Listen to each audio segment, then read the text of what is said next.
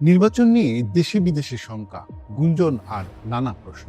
আইন শৃঙ্খলা পরিস্থিতি, টার্গেট কিলিং এর আশঙ্কা, রাজনৈতিক উত্তাপ সব মিলিয়ে ত্রয়োদশ জাতীয় সংসদ নির্বাচন যেন এক অনিশ্চিত সমীকরণ। কিন্তু এই অনিশ্চয়তার মাঝেই নির্বাচন কমিশনের কণ্ঠে স্পষ্ট ঘোষণা, নির্বাচন নিয়ে কোনো শঙ্কা নেই, নির্ধারিত সময়েই ভোট হবে।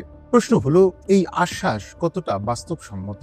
সব বাধা পেরিয়ে সত্যিই কি নির্বাচন হবেই?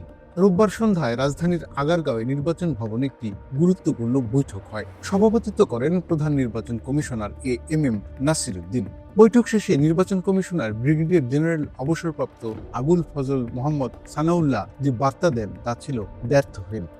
যারাই এই নির্বাচনকে বানচাল করার, প্রতিহত করার বা ক্ষতিগ্রস্ত করার কোনো চেষ্টা করবেন তারা ব্যর্থ হবেন।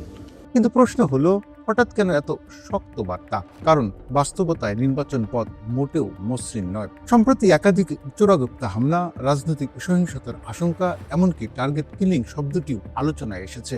নির্বাচন কমিশন নিজেই স্বীকার করছে, ইতিমধ্যে ঘটে যাওয়া হামলাগুলোর প্রকৃতি বিশ্লেষণ করা হচ্ছে। এটি ইঙ্গিত দেয় হুমকি কাল্পনিক নয়, বরং বাস্তব ও চলমান। এসে সানাউল্লাহর বক্তব্যে সবচেয়ে গুরুত্বপূর্ণ অংশ আইন শৃঙ্খলা বাহিনীর সমন্বিত অবস্থান। তার ভাষায়, যেখানে যতটুকু কঠোরতা দরকার সেখানে ততটুকু কঠোরতা থাকবে। যেখানে যতটুকু দৃঢ় হওয়া প্রয়োজন সকল বাহিনী ততটুকু দৃঢ় হবে। নির্বাচন কমিশনের পক্ষ থেকে মেসেজ ইজ ভেরি ক্লিয়ার।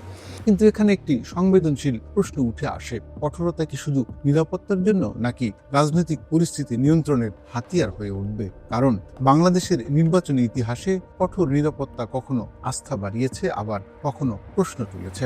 নির্বাচন কমিশনের দৃঢ়তা একদিকে আশ্বাস দেয়, অন্যদিকে বাস্তবতা নতুন করে প্রশ্ন তোলে। একদিকে বলা হচ্ছে সব ষড়যন্ত্র সম্পর্কে সরকার ও কমিশন অবগত, অন্যদিকে মাঠের রাজনীতিতে আস্থার ঘাটতি, সংঘাতের আশঙ্কা এবং অংশগ্রহণমূলক নির্বাচন নিয়ে সংশয় রয়ে গেছে। নির্বাচন শুধু ভোটের দিন নিরাপদ হলেই সফল হয় না, এটি সফল হয় তখনই যখন রাজনৈতিক পক্ষগুলো বিশ্বাস করে খেলা হবে, কিন্তু সেটা সুষ্ঠু হবে। নির্বাচন কমিশন বলছে নির্বাচন হবেই, কিন্তু নাগরিকদের প্রশ্ন, এই নির্বাচন কি শান্তিপূর্ণ হবে? সব দলের অংশগ্রহণে বিশ্বাসযোগ্য, নাকি কেবল নিরাপত্তার ছায়ায় সম্পন্ন একটি আনুষ্ঠানিকতা?